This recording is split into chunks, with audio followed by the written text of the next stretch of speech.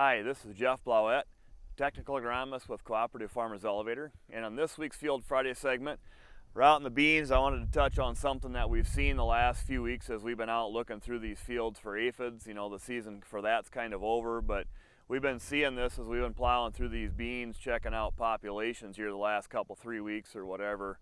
And I wanted to show you, maybe what we're looking at and dealing with, and it's not a new thing, but the soybean gall midge larvae damage.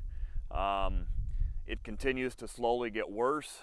We see some fields where the pressure gets worse every year on certain farms, and it's just we haven't done anything to solve that problem yet, and we don't know the answer yet. But I wanted to touch on what you might be seeing out in the fields and touch on the details of it.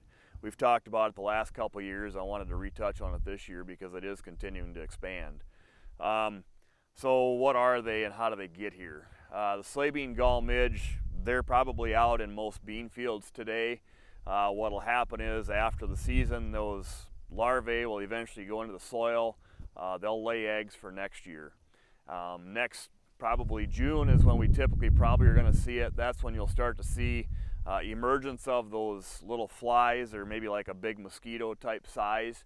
Those flies emerge from where they laid eggs. They get up and they'll fly to the next neighboring area where they have a host. So they're looking for where are the soybeans next year. So in this case, you got soybeans here. We're next to a cornfield.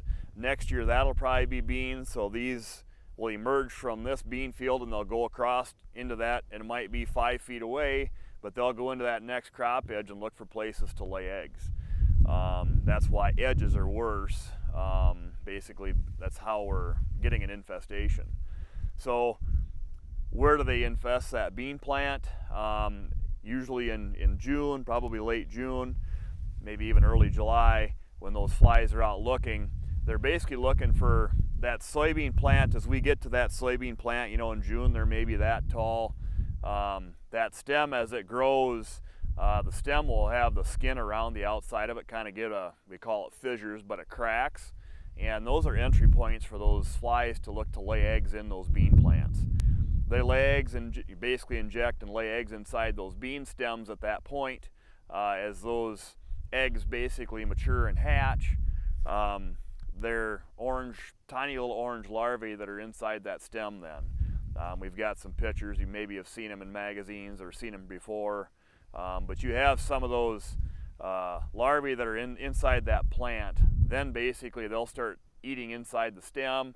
They continue to eat away until they do enough damage. We start to see bean plants start to die.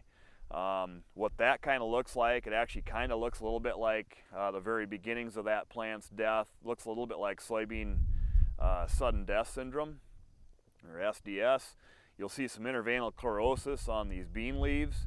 And then if you grab where that leaf is attached, you grab that plant and you look at where, pull it out or bend it over, look at what the base of that plant looks like. Oftentimes you push it over, you're going to crack it. What happens is they do enough chewing inside that stem where they basically lose its strength, so it'll crack off, kind of like green snap and corn a little bit, but that plant will crack off. We can actually get the wind, some strong wind gusts in a storm or something, maybe go through and crack those off with wind putting pressure on them as well. So that's the kind of damage they do. That plant will eventually die. It may or may not have any beans that we can get into the combine if it doesn't snap over, because it probably is going to die before it gets that enough bean size that it'll actually be harvestable. So what can we do about it? Unfortunately, there's not a lot of good practices that we know of that are effective on them. We can't prescribe any type of a treatment right now that we know will work. There's some discussions on some of the research that's been done around cultivation. So what does cultivation do? Cultivation, you're throwing some soil around the base of that stem to try and cover those fissures. If you can do that effectively, that actually will help. There is some research data that supports that. That's not easy though. We've got an awful lot of these beans are no-tilled. It's not going to be feasible at all to cultivate no-till beans and throw any soil around the base of the stem. When we worked that ground from corn stalks last year, is there a lot of root balls from the corn and a lot of cloddier soil that you're going to try and throw soil around the base of those stems? it may not work very well there either if the soil didn't work up very nice. So it's not very practical on a lot of acres, but it is something that they have found to be somewhat effective. Again, we've talked about this in previous years when we've talked about it, but there has been some evidence that Thimet, a real old insecticide that we really haven't used much in 30 years, but it is one that's labeled for in-furrow application on soybeans. They've shown some activity on that, inconclusive and not something they're really recommending as far as a prescribed treatment, but they have had some help from that.